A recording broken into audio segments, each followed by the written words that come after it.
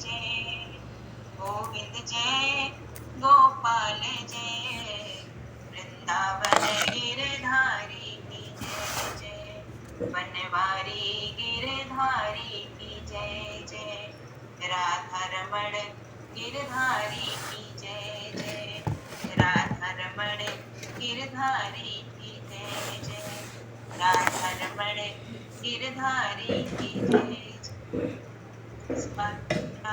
की जय। राधे कृष्ण चंद्र भगवान की जय, श्यावर रामचंद्र भगवान की जय।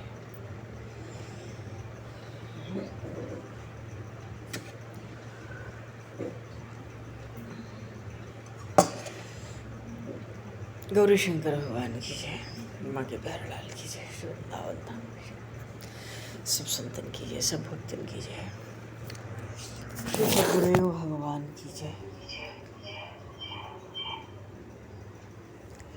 गंगा मैया की जय, जमुना माई की जय, सरजू माई की जय, गौ माता की जय, तुलसी माता की जय, रथी माता की काशी माई जय। जय श्री सीताराम, जय जय श्री राधे श्याम, नमः पार्वती पते, हर हर महादेव। अनंत कोटि ब्रह्मांड नायक, सर्वेश्वर, पूर्ण परात्पर ब्रह्म, असंख्य कल्याण गुणगण्य, भक्तवांशाकल्पतरु,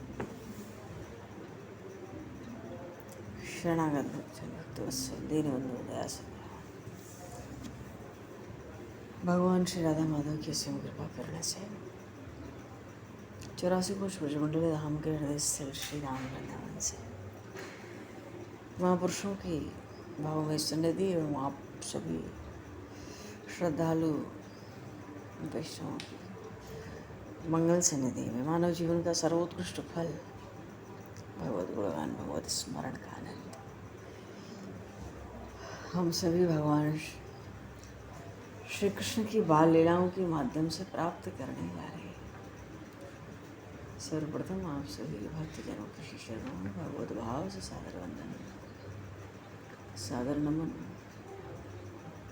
आप सभी को यथा योग्य जय सिया राम, जय जय श्री राधे, हरे श्री जय सिया राम, जय जय श्री राधे, जय हो। जय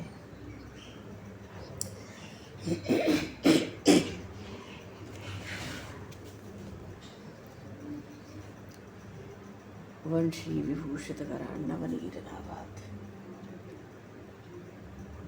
पीताम्बराधरणबिम्ब फलाधरुष्ठात् पूर्णेन्दु सुंदर मुखाधरबिम्ब नेत्रात् कृष्णात् परमद्यमपि तत्त्वमहं न जाने।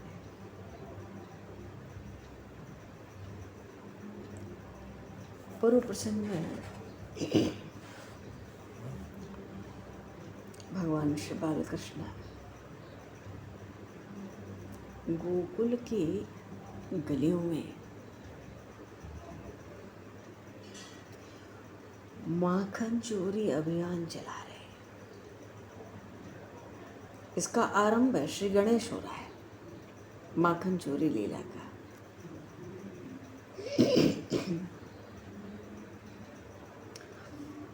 और उत्पला के घर भी है, गोपी के घर।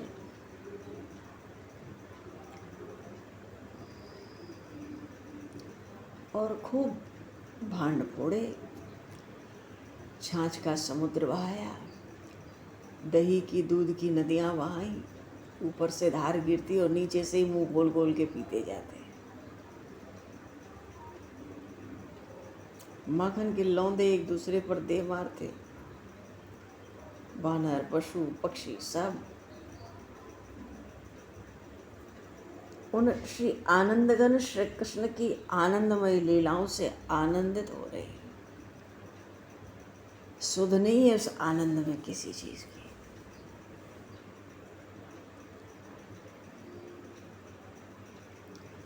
ग्वाल वालों का मन ही नहीं भरा। मधुमंगल भी कहते हैं भाई ऐसा नहीं है कि केवल पेट ही भरा हो, सिर से लेके पांव तक दूध दही माखन से स्नान भी तो हुआ है। पर चूड़ी जब घन की घर में ही छिपी थी उत्पला, उसकी बड़ी भारी कामना थी कि बालकृष्ण हमारे घर आवे और माखन आरोगे और चोरी करके खावें, सखाओं को खवावें, तो फिर आनंद का क्या पूछना है।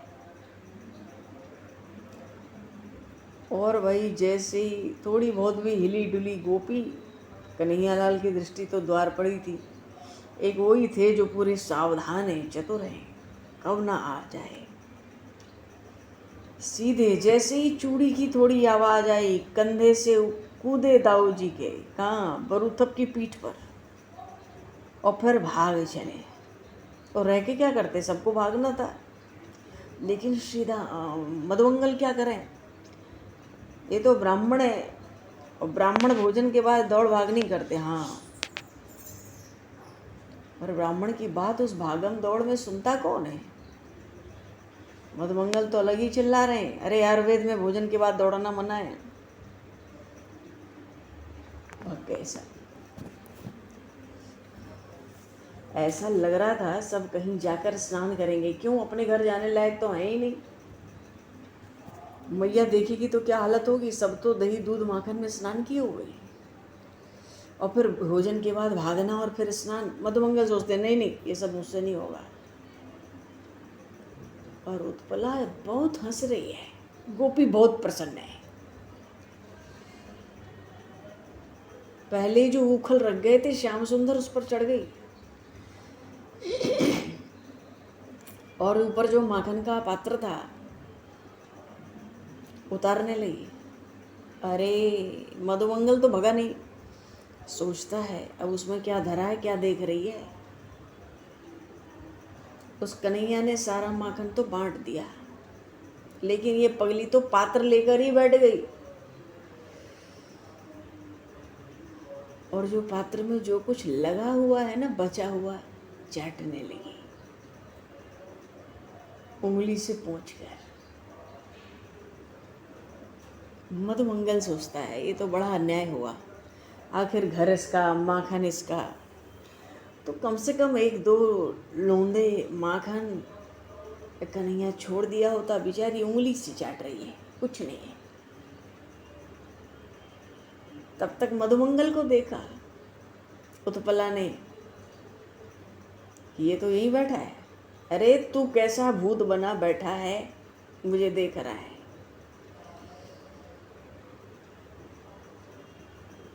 पर गोपी को सुध नहीं कि छाछ दूध दही में बैठ के उसकी पूरी जो उसकी साड़ी है वो सब गीली हो चुकी है। मधुमंगल कहता है, अरे मुझे दूसरी साड़ी तो लाके दे, मैं अपना श्रीअंग पोंछूं, मैं भोजन के बाद स्नान नहीं करता। पर इतनी भी कष्ट क्यों है, इतना भी कष्ट क्यों करें, दाढ़ जैसी लंबी है। मधुमंगल सोचता है गोपी को खुद मेरा शरीर पोंछना चाहिए। देखो छोटे छोटे बालक हैं, इनके स्वरूप इतने सुंदर हैं, सौंदर्य के सब धनी हैं, वाणी के सब निपुण हैं। वस्तुतः भगवान अपने अष्ट महासखाओं के साथ जो अवतार लिए, आनंद का रस प्रवाहित करने के लिए ही लिए। मधुमंगल को देख के तो आधा मर गया हो वो भी हंस पड़ता था, ऐसा था मधुमंगल। बार बार सखी देखकर हंसती है, और जितने छीके थे सब पे टूटे हुए भांड, उनको भी देखकर हंसती है। और सारी धरती तो भाई मानो क्षीर समुद्र बनकर तैयार हो, और टुकड़े तो ऐसे भांडों के दिखते जैसे कक्षप हो। लेकिन बात यह है कि श्याम सुंदर और नंदनंदन घन सुंदर का ये रोज का काम हो गया गोकुल में, देखते देखते कभी किसी के घर, कभी किसी के, कभी ऋषभ हट करता, आज मेरे घर चल, वहाँ माखन चोरी करेंगे, कभी भद्र, कभी देवप्रस्थ। कोई कोई कहते कन्हैया आज चल हमारे घर में जो मैया ने गोरस बनाए हो है ना, वाकू सफल कर, चल प्रभु सोचते हैं मेरे जितने सखा हैं सब मेरे यजमान हैं, भागीदारी भी लेते हैं माखन चोरी में और बुलाते भी हैं, और फिर किसी के भी घर जाने में बालकृष्ण को आपत्ति नहीं होती। पर चाल कैसी चलते हैं, जब चले ना, जब मंत्रणा करके चलें तो किसी और, चलते तो एक और, पर अचानक किसी दूसरी ओर मुड़ जाते हैं, और किसके घर में कब घुस जाएं पहले से कोई भी अनुमान नहीं कर सकता था इस बात का।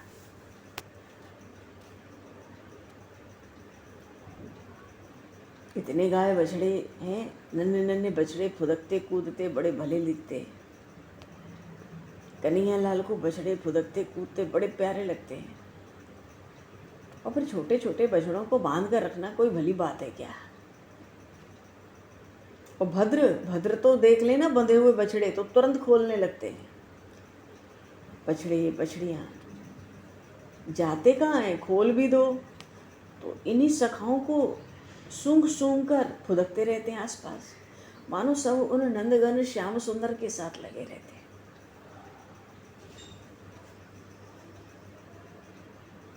अच्छा, बछड़ों को खोलने में एक बड़ी भारी सुविधा होती थी ग्वाल वालों को, उन श्री कृष्ण के सखाओं को। बछड़ों को खोलने में क्या सुविधा है, अगर बछड़े खोल दें, कन्हैया लाल खोल दें, उनके सखा खोल दें, तो गोपियाँ इनको पकड़ने बांधने में लग जाती थी। नहीं तो सारा दूध तो बछड़े पी जाएंगे समय से पहले, तो गोपियाँ व्यस्त हो जाती थी, पकड़ो दौड़ाओ घेरो फिर बांधो,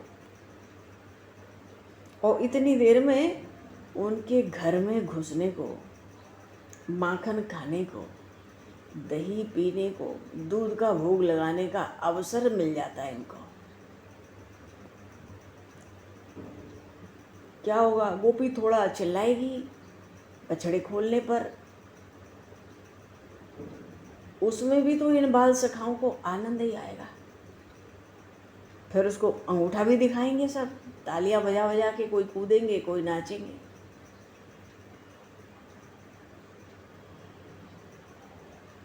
सब कोकिला भवन में गए आज। अरे कौन सी गोप का घर है जिस घर में गोरस नहीं, ऐसा कुछ मलाई नहीं जिसका भोग लग सके। बड़ी चतुर गोपी है, कहीं छिपा के रखी होगी जिससे कि हम में से कोई ढूंढ ना सके।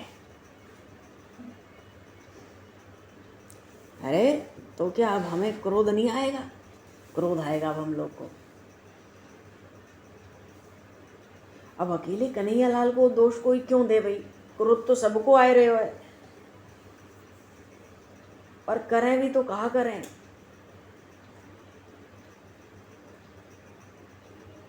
जितने भांड हैं चलो उन्हीं को तोड़ दो, कुछ नहीं मिल रहा है तो इस भड़ाभड़ में कम आनंद थोड़े ही है।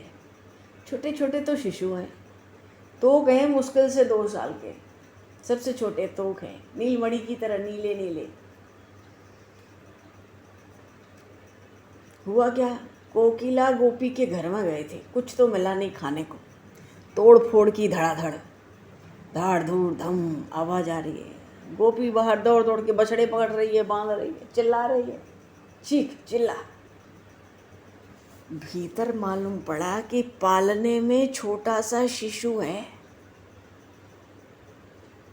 कन्हैया लाल ने पालने में झांका, ऊपर से झुकाया सिर, शिशु था। उस शिशु से कन्हैया लाल कहते हैं, अरे तेरी मैया बड़ी कृपण है, महाकंजूस, तुझे दूध भी भरपेट नहीं देती होगी। देख तेरे घर में कोई गोरस ना है, उठ हमारे साथ चल, मैं तो माखन खिलाऊंगा, बहुत मीठो माखन। शिशु है पालने में, कुछ महीने का, हंस रहा है, कन्हैया बातें कर रहा है सिर झुकाकर पालने में, और वो किलक रहा है, हाथ पैर चलाने लगा, उछालने लगा पालने में जोर जोर से। दोनों हाथ उठा लिए और मानो दोनों हाथ उठा के उन श्याम सुंदर के चंद्रमुख को अपने हाथों में पकड़ना चाहता है, खूब प्रयास कर रहा है उसके लिए। अब कोकिला का यही तो दोष है। उसी समय आकूदी घर में यमुना जल लेने गई थी,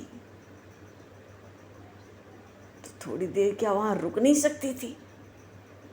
अभी आ गई। ये क्या आई, विपत्ति आ गई। क्यों दूर से ही चिल्ला रही है, अरे मेरे छोटे से शिशु के पास तुम लोग क्या कर रहे हो? क्या करने आए हो तुम सब यहाँ मेरे घर में अकेले? अब कोई ऐसे दूर से ही चिल्लाती आएगी, हाथ में सोटी ओटी लेके, हाथ में कुछ नहीं तो गोबर ही सही, तो क्या कन्हैयालाल भगेंगे नहीं? और जब वो भगेंगे तो बाकी सब क्या वहाँ बैठे रहेंगे?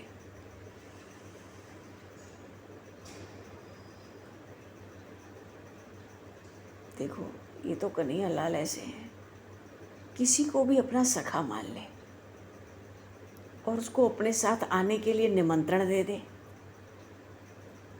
उसको अपना चंद्रमुख दिखा दे और फिर भाग जाएं। ऐसा कौन समर्थ होगा रसिक प्रेमी भक्त जो बैठा रह जाए? वो जरूर उनके पीछे पीछे ही जाएगा। अब वो शिशु हो या वृद्ध हो, रोएगा ही कन्हैया के जाने से। कन्हैया है ही ऐसा। अब तो भैया पालने में जो शिशु था, कन्हैया के भागते ही अब तो फूट फूट कर हिचक हिचक कर रोए। और या में आश्चर्य कहाँ है? कोकिला कहे, श्याम सुंदर आयो तो या शिशु को चिकोटी काट कर रुलाकर भाग गयो। अरे अपने शिशु के शरीर को भी देखती नहीं है गोपी, पहले ही दोष मढ़ दिया कन्हैया पे, मेरा बालक इसीलिए रो रहा है, चिकोटी काट के भाग गया। अरे जिससे कन्हैया बात करे और अचानक चला जाए तो बड़े बड़े रसिक प्रेमी भी इतने व्यथित और व्याकुल हो जाते हैं, इतने विह्वल हो जाते हैं, प्राण धारण करना कठिन हो जाता है। श्री चतुर्भुज दास जी बैठे थे जतिपुरा में, गोद में आके पड़ गए। कन्हैयालाल श्रीनाथ जी गोद में आके पड़ गए और चतुर्भुज दास जी भजन कर रहे हैं। चतुर्भुज दास जी ने देखा, आ गया गोद में, श्रीनाथ जी आ गए, कुछ बोल नहीं रहे, आंख बंद करके भजन कर रहे। क्यों? ये तो विक्षेप करेगा भजन में, ध्यान में, और फिर न जाने कब भग जाए। तो गोद में पौड़ो भयो है, सो पौड़े रहने दो। और प्रभु को ये थोड़ा ही अच्छो लगा है, जब प्रभु आ जाते हैं तो प्रभु को लगता है सारा ध्यान हमें दो, हमें देखो, हमें सुनो। चतुर्भुज दास जी एकदम वृद्ध हैं, बिल्कुल वृद्ध हैं। उनका मुंह पकड़ पकड़ के कहते हैं, बाबा तो एक बात कहतो। कुछ नहीं बोले चतुर्भुज दास जी, फिर पकड़ के थोड़ी मुंह घुमाया, बाबा तो एक बात कहतो। कुछ नहीं बोलते हैं, 2-4 बार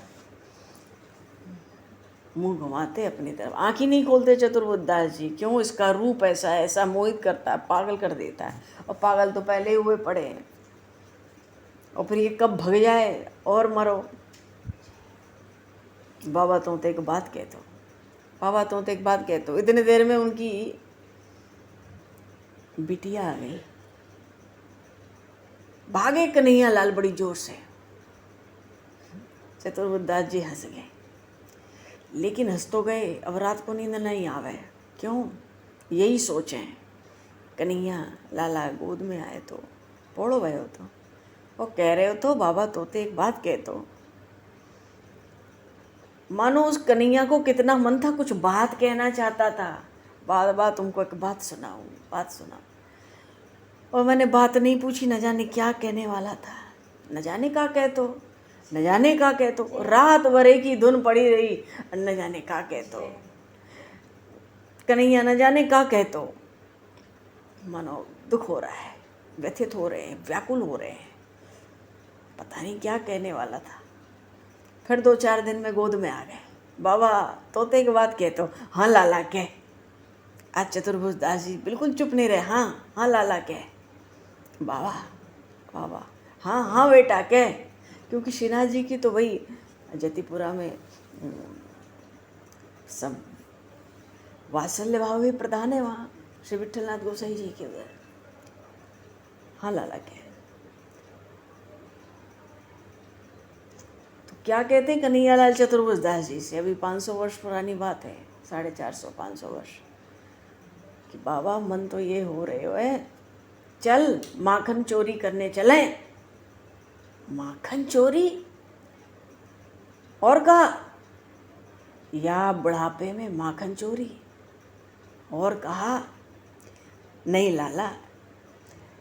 चतुर्भुज दास जी समझाते हैं, देख मेरा शरीर वृद्ध है, मैं जल्दी भाग नहीं पाऊंगा, भाग दौड़ मचेगी, और शरीर कमज़ोर भी है। कन्हैयालाल कहते हैं मैं सब व्यवस्था कर दूंगा, तेरा शरीर कर दूंगा तगड़ा, और तू भागने में भी हो जाएगा बढ़िया, और चोट वोट नहीं लगेगी, चिंता मत कर, तेरा शरीर एकदम पहलवान जैसा बना दूंगा। चतुर्भुज दास जी सोचे बुढ़ापे में क्या क्या करेगा ये, कैसे करेगा भाई ये सब, तू चल तो चल। ले गए गोपी के घर में। अब बेचारे उसी गांव के बूढ़े हो गए चतुर्भुज दास जी, सब पहचानते हैं। उनको भीतर से बहुत शर्म आ रही है कि और लोगों को लाया नहीं, हमको लेके जाएगा माखन चोरी करने, इसका मन है माखन लेने का। किसी गोपी के घर में घुस गए, ले गए। अब इनको झुका दिया, तो झुक, तेरे पीठ पे खड़ा हूँगो। अरे लाला मैं तो वृद्ध है गे हो लाला, मो डोगरे पे कहा हो गए। झुका दिया, पीठ पे चढ़ गए, छींका पकड़ लिया, माखन खाने लगे, और नीचे भी पकड़ाने लगे, तो दाढ़ी मूछ लिए बड़ी बड़ी, चारों तरफ माखन लिपट गया। जितना खाए नहीं उतना बदनामी का डर सर पे आया। इतने में तो घर में भाई खटपट हुई, इनको तो पुराना अभ्यास है माखन चोरी का, ब्रज में कूद के भागे। अभी डोगरा कहाँ भागेगा, ये तो पकड़े गए। गोपी ने देखा इतना बूढ़ो है गयो है, तो इस शर्म ना आवे, घर में घुस के माखन चुरावे।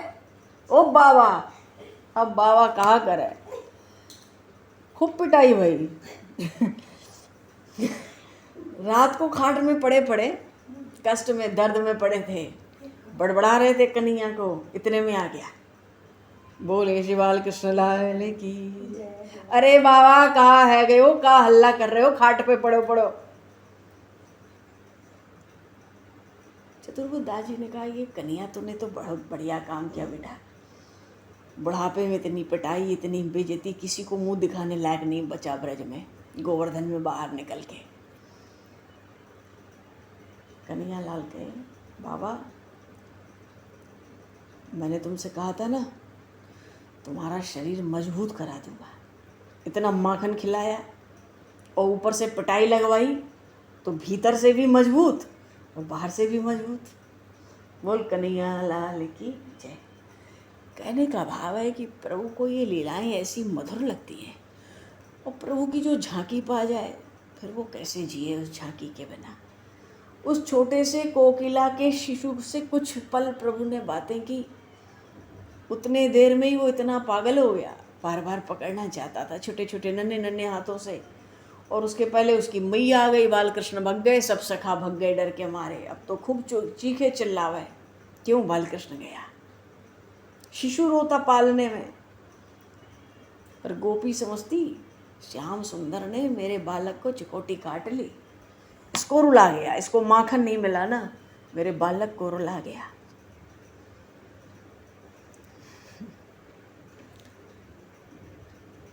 अरे इस गोपी को कहाँ पता है कि उन कन्हैयालाल का जो कर कमल है वो अतिशय कोमल है, वो क्या चिकोटी काटेंगे, और चिकोटी काट लें तो शिशु को कष्ट होगा। इतने सुकुमार, इतने सुकोमल तो वो हैं, और वैसे भी वो तो किसी को कष्ट दे ही नहीं पाते। हाँ कष्ट होता है, अकल्पनीय कष्ट होता है। कब, जब ये पास हो गए नंदनंदन और फिर अचानक भगे आए।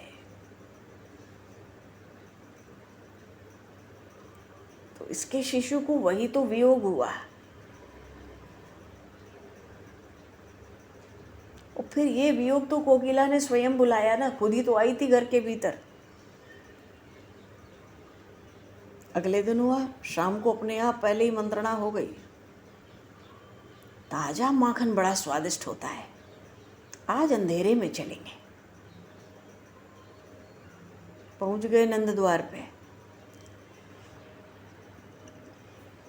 सुबह का समय, अभी प्रकाश नहीं हुआ। प्रकाश होता उसके पहले पहुंच गए। कहाँ जा रहा है? कन्हैया तो अपने नंदन चाचा के यहाँ घर में जाएगा आज। हो गया प्रवेश घर में सबको लेके। क्यों? चाचा तो गोदोहन करने में लगे हैं। और तोक कहता है, तोक का घर है ये, नंदन चाचा मतलब तोक का घर है। और तोक कहता था, बाबा तो गोदोहन कर रहे होंगे और मेरी मैया बहुत अंधेरे उठकर दधि मंथन करे।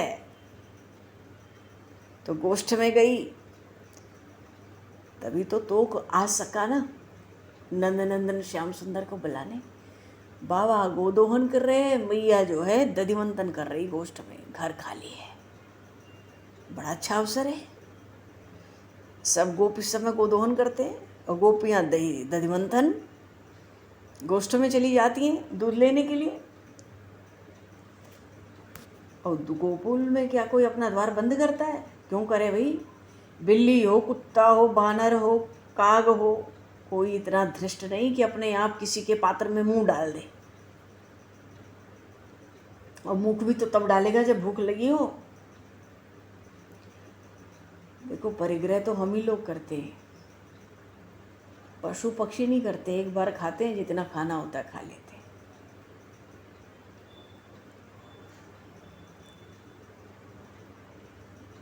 मानो पेट भर गया तो बस। और फिर बालकृष्ण आएंगे तो सबको पुचकार के बुलाकर माखन खिलाते हैं। और जहाँ कन्हैया जाएगा वहीं ये सब आ जाएंगे। अन्यथा किसी के द्वार पे ये पशु पक्षी देखते नहीं है गोकुल में, भले द्वार खुला रहे दिन भर। और जो तोक है ना, इसको बानरों से, बिल्लियों से, कुत्तों से, सबसे बहुत प्रेम है। कन्हैया से कहता है तोक, अरे कन्हैया, हम सब तो अंधेरे में खा लेंगे, पर ये बेचारे बानर, काग, ये तो अभी आए ही नहीं, ये तो भूखे ही रह जाएंगे फिर आज। कन्हैया ने युक्ति सोची, अरे भूखे क्यों रहेंगे? हम सब तेरे आंगन में रहेंगे और ऊपर वहाँ छत पे इनके लिए पर्याप्त दही, माखन, दूध डालाएंगे। लो भाई, घर में तो कुछ नहीं बचेगा फिर। क्योंकि जहाँ कन्हैया नहीं होगा वहाँ फिर कोई कुछ खाता नहीं है। सब कन्हैया के साथ लगे।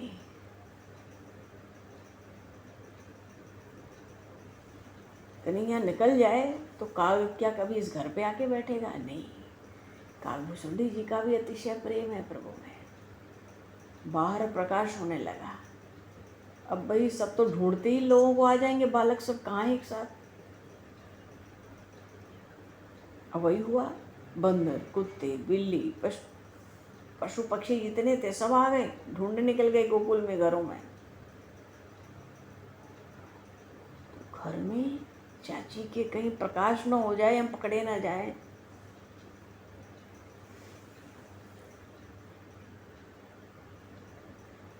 अरे बड़े बड़े इनके उत्पात हैं।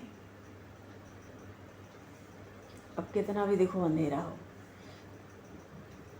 ये नंदन श्याम सुंदर श्री घन सच्चिदानंदमय विग्रह, ये श्री कृष्ण तो प्रकाश स्वरूप है। जहाँ पहुँचते अपने आप प्रकाश हो जाता है। अब इनके आगे घरों के दीपक नन्हे से टिमटिमाते किस काम के हैं? तो अतुला चाची ने माखन को कक्ष में अंधेरे में कहीं छिपा दिया था। पर तोक तो वही अपने घर का माखन ढूंढे ही निकालेगा। लेकिन तोक के गले में जो रत्नमाला है, इसका प्रकाश क्या कम है? और कन्हैया के तो श्रीअंग में ही इतना प्रकाश है, इतना तेज है मानो पूर्ण चंद्र खिला हो। कन्हैया ले आए माखन भर के हाथ में, सब आनंद से बैठकर माखन खाएंगे। अब विशाल और बरूथप बड़े हैं ना शरीर से, दोनों मिलके पूरा पात्र उठा लाए आंगन में। तो अपने ही घर में आनंद हो रहा है, खूब नाच रहा है। क्यों? आज सब सखा इसके घर पर आमंत्रित है ना। अगर अतुला चाची ने देख लिया ना कन्हैया को तो भीतर से खिल उठेगी। कन्हैया को पता है यहाँ कोई डांटने वाला नहीं है मैया की तरह मेरी, न कोई डांटने वाला है न खींचने वाला है।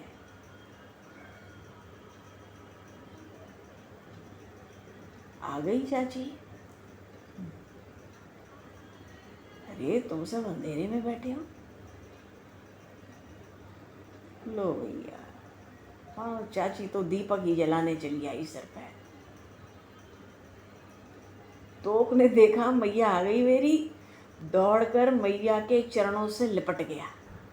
मैया कुछ कहे उसके पहले ही तोक वो कहता है, अरे मैया, मैं इन सब बानरों को, बिल्लियों को आज माखन खवाऊंगा, ऐसी मेरी इच्छा है। चाची तो हंस गई। क्यों? तू भी तो उन्हीं सबका सखा है। ठीक से बोलना आता नहीं, पर माखन खाना है घर घर घूम के। हाँ, अतुला चाची कहती, भाई तुम लोग आराम से खूब माखन बैठ के खाओ, और तुम्हारे ये जो बानर और काग है ना, इनको हम खुद माखन दे रही हैं। अरे कन्हैया लाल तो इस बात को सुन के प्रसन्न हो गए और उछल के गोद में चढ़ गए अतुला चाची के।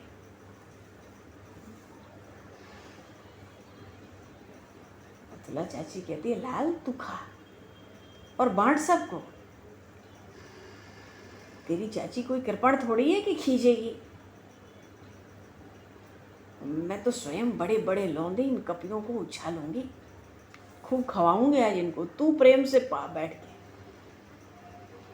अरे भैया, सब गोपियां अतुला चाची की तरह सीधी थोड़ी हो गए।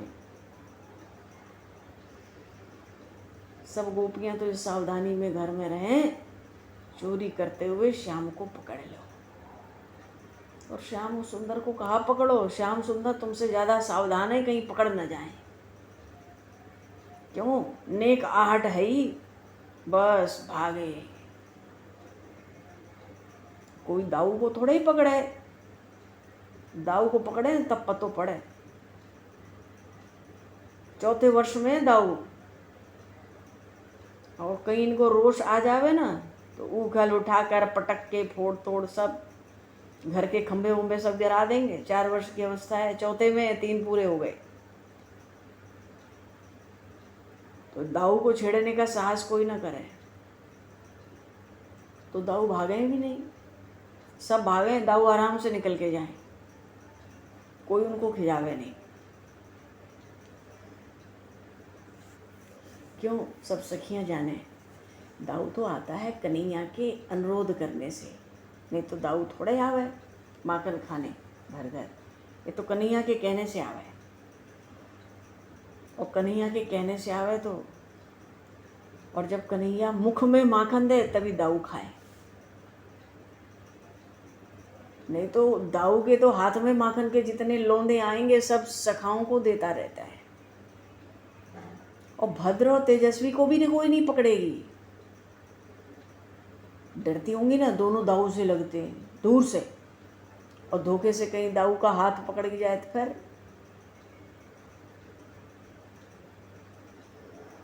हाँ, कन्हैया के धोखे में हमेशा पकड़ा जाता है तोक, और जब ये पकड़ा जाता है फिर ये मटकता है, अंगूठा दिखाता है, ताली बजा के नाचता है, उछलने लगता है। इतना आनंद का आवेग होता है तो को वो स्थिर नहीं रह पाते, वो अपने स्थान पे उछलने लगते हैं। क्यों? कन्हैया भाग निकला, कन्हैया की जगह मोह पकड़ लियो। अरे कन्हैया तो भाग गए हो, तेने मोह पकड़ लियो, छोड़, मैं तो हूँ। अब ताली बजावे, खूब उछले, खूब कूदे, खूब हंसे, अंगूठा दिखावे, मटकने लगे, तो फिर गोपियों को हंसकर छोड़ना पड़े। और फिर तो कोई कुछ कह देगा ना ऊपर नीचे, तो कन्हैया तो बहुत नाराज है जाए। ये बात सबको पता है। मधुमंगल सोचे भैया मुझे ब्राह्मण को जिसको मन हो पकड़ लो, क्यों भोजन के बाद तो मैं भाग सकूं ना है, क्रोध मोह आवे ना है, चाहे जो सो कहो, चाहे जैसे मुंह पे हंसो, लेकिन भैया अरी सखी अरी गोपी जब पकड़ो ना, मुझे जब पकड़ो तो मोदक जरूर दियो, क्योंकि जब तक मधुमंगल को मोदक ना मिले, मधुमंगल वह घर से बाहर निकले ना, और ब्राह्मण है भोजन कर ले तो फिर दौड़नों को काम ना है, सब सखा दौड़ जाए, मधुमंगल वहीं रह जाए। तभी तो गोपियाँ इस मधुमंगल को पटाती थी। अरे मधुमंगल अपने सखा को लेके कभी हमारे घर भी माखन खाए जा, बहुत मीठो माखन है मेरो घर को। बोली श्री बाल कृष्ण लाल की जय, श्री नंदन श्याम सुंदर भगवान की जय। तो भगवान बालकृष्ण नित्य ही माखन चोरी की एक दो लीलाएं गोकुल की गलियों में, घर घर में घुस के कहीं सुबह कहीं दोपहर कहीं शाम आनंद ले रहे हैं और उस महा आनंद को लुटा रहे हैं। माखन कहाँ लुटा रहे हो, तो महा आनंद लुटा रहे हैं। क्यों? आनंद सिंधु है, फिर भी करुणा सिंधु है, बड़ी भारी करुणा प्रभु में निवास करती है। बोलिए श्री कृष्ण भगवान की जय, श्री राम राजा सरकार की।